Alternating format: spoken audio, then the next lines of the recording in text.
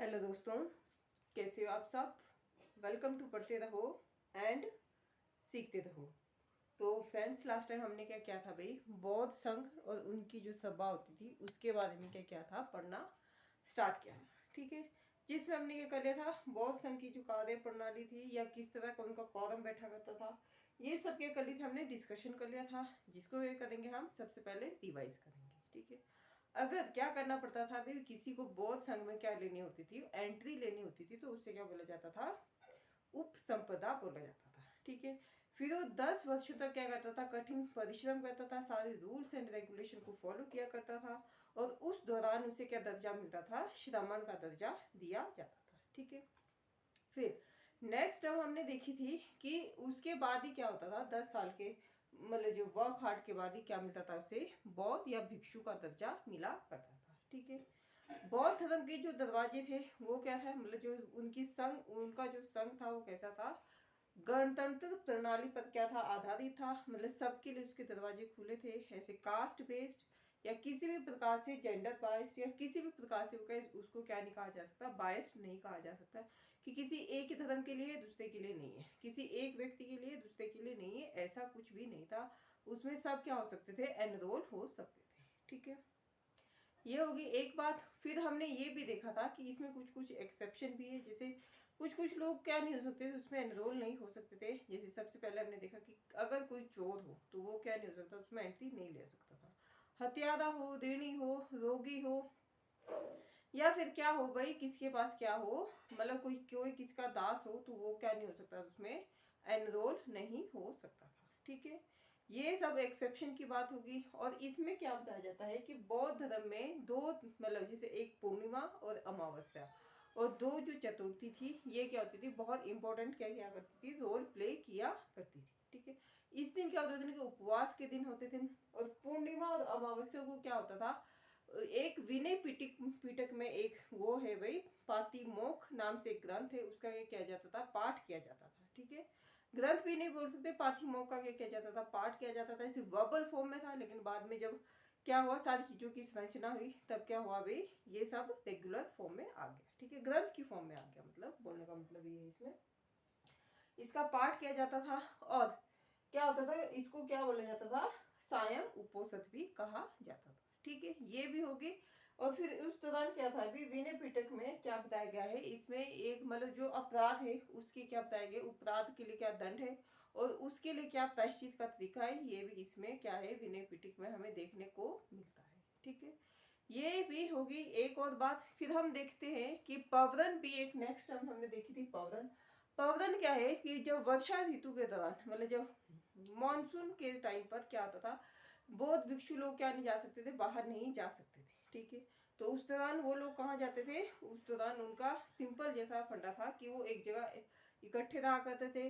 और इकट्ठे रहने के दौरान मतलब एक दिन ऐसा होता था जिस दिन क्या क्या करते थे, वो अपने पापों का, मतलब जो जो उनसे क्राइम होते थे या जो जो उनसे जानबूझ के और बिना जानबूझ के जो उनसे क्या हो गया, पाप हो गया, अपराध हो गया, उसको ये क्या करते थे, सबसे पहले उसको एक्सेप्टेंस दिया करते थे, और उसके बाद क्या करते थे, उसको प्रायश्चित करने का तरीका, मतलब उनको बताया जाता था कि इस तरह से क्या करना है, आपको प्रायश्चित भी करना है। ठीक है, बौद्ध संघ में क्या होते थे, दो तरह के लोग होते थे। पहले कौन होते थे, भिक्षु या भिक्षुणी, जिन्होंने क्या कर दिया, अभी संसार की क्रियाओं को त्याग दिया है, वो क्या है, भिक्षु और भिक्षुणी।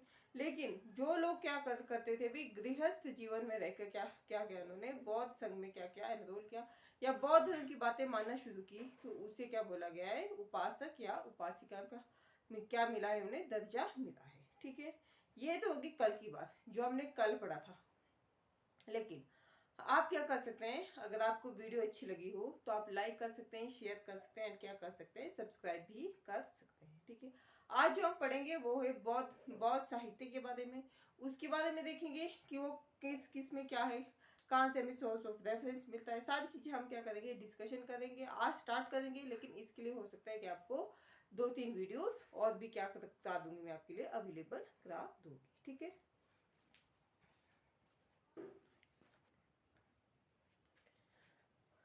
हाँ, तो स्टूडेंट्स नेक्स्ट टर्म जो है भाई, वो क्या है हमारी, बौद्ध साहित्य के बारे में। ठीक है, अगर बौद्ध साहित्य की बात की जाए तो बौद्ध साहित्य में क्या है भाई, बौद्ध साहित्य में हमें दिखाई पड़ेगा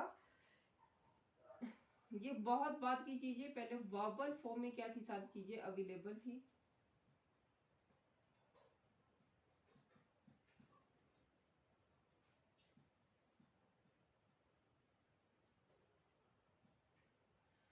बोल साहित्य, जब महात्मा बुद्ध को क्या हुआ भाई, महापरिनिर्वाण प्राप्त हुआ। ठीक है, महापरिनिर्वाण मतलब जब उनकी डेथ हुई, तो उसके बाद क्या सोचा, उस टाइम के जो शासक वर्ग थे उन्होंने सोचा कि क्या किया जाए, महात्मा बुद्ध की शिक्षाओं को क्या किया जाए, संकलित किया जाए। ठीक है, ताकि क्या हो सके भी जो महात्मा बुद्ध की शिक्षा है, क्योंकि उस टाइम में क्या था, ये धर्म थोड़ा प्रारंभिक अवस्था में ही था। ठीक है, और तभी क्या था, मतलब शुद्ध फॉर्म में था अपनी, इसमें कोई भी बहुत ज्यादा मिलावट नहीं हुई थी। तो इसी तरह से उन्होंने सोचा होगा शासकों ने कि क्या किया जाए, जो महात्मा बुद्ध है उनकी शिक्षाओं को क्या किया जाए भी, कलेक्ट किया जाए। ठीक है, रिटर्न फॉर्म में इनको कलेक्ट किया जाए। और इसके लिए क्या भी बहुत सारी बौद्ध संगीतियां भी हुई। संगीतियों का मतलब क्या होता है, सभा का होना, मतलब बहुत सारे लोग इकट्ठे हुए, उन्होंने क्या अपने अपने विचार मतलब प्रकट किए, या जो महात्मा बुद्ध की शिक्षाएं थी उसके बारे में क्या किया, जानकारी प्रदान की। तो अगर सबसे पहले बौद्ध साहित्य में हमें कोई चीज दिखाई पड़ती है तो वो है त्रिपिटक। ये क्या रखना है, आपको याद रखना है, इसमें 3 चीजें हैं। पहली चीज है इसमें सुत्त पिटक,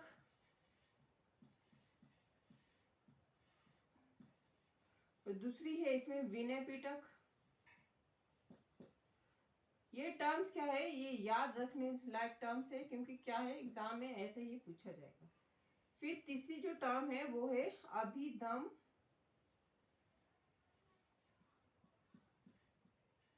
पिटक। ठीक है, और जो त्रिपिटक है भाई, इसमें क्या है, ये सबसे प्राचीन ग्रंथ है, एक हिसाब से सबसे पुराना ग्रंथ है, क्योंकि इसको क्या किया गया था, इसको बौद्ध संगीतियों में क्या किया गया था, इसको संकलित किया गया था। इसी हिसाब से क्या हुआ, सबसे पुराना क्या हुआ, ग्रंथ हुआ। ठीक है, और इसी से हमें क्या पता चलता है, बौद्ध धर्म की जानकारी प्राप्त होती है। ठीक है, और एक और चीज है कि जो सुत्त पिटक है, विनय पिटक है, इसके बारे में हम थोड़ा थोड़ा क्या करेंगे, अभी देखेंगे कि क्या क्या चीजें हैं। लेकिन आज क्या करेंगे, आज हम सुत्त पिटक के बारे में पढ़ेंगे। तो पहली जो टर्म है इसमें भाई सुत्त पिटक है, और जिसका मतलब क्या है कि धर्म का उपदेश, धर्मो उपदेश।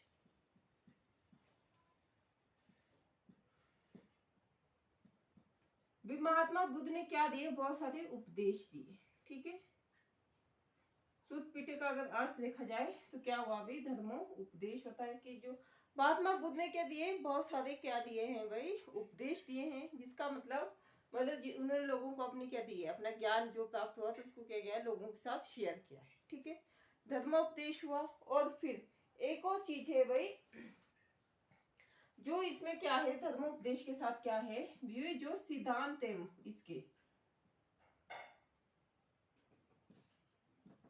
बौद्ध धर्म के, उसका भी क्या है, सुत्त पिटक में उल्लेख किया गया है।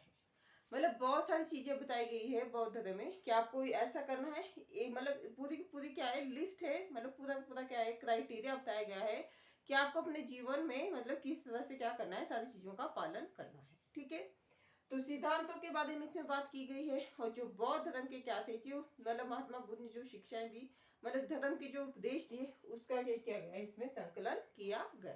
ठीक है, और ये जो है इसमें एक और चीज है, उसका टर्म, वो टर्म क्या है, निकाय।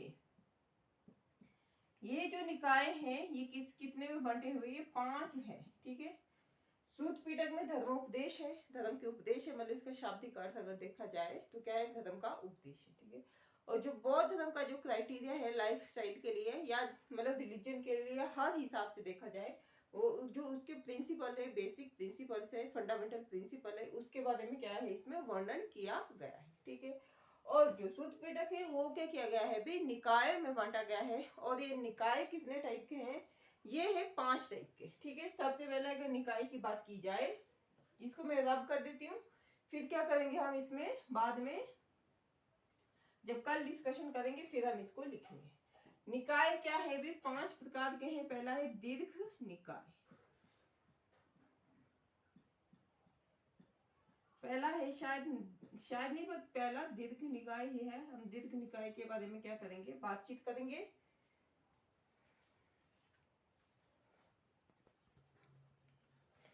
अगर बात की जाए दीर्घ निकाय की, तो दीर्घ निकाय में क्या है भाई, जो महात्मा बुद्ध जब अपने मतलब लाइफ के मतलब अंतिम दौर में थे, अंतिम दौर का मतलब क्या थे भाई, जब वो सबसे लास्ट वाली कंडीशन होती है ना, जब मनुष्य क्या हो जाता है, बुजुर्ग हो जाता है, ठीक है।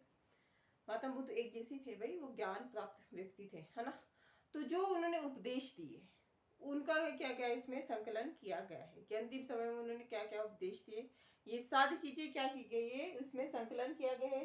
अंतिम उपदेशों, अंतिम समय और जो आखिरी टाइम था उनका, और उनकी कैसे कैसे मतलब अंत्येष्टि की गई थी, ये सब क्या किया गया है, इसमें वर्णन किया गया है, ठीक है।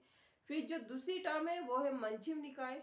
इसमें बताया गया है कि जो महात्मा बुद्ध है भाई, वो क्या थे, कहीं कहीं इसको साधारण, कहीं कहीं इनको सॉरी साधारण मनुष्य बताया गया था, कहीं कहीं इनको क्या बोला गया है, अलौकिक देवी मतलब देवता बताया गया है, ठीक है।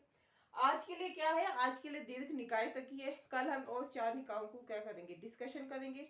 लेकिन आप क्या कर सकते हैं, आप चैनल को लाइक कर सकते हैं, शेयर कर सकते हैं एंड सब्सक्राइब भी कर सकते हैं। Thank you for watching.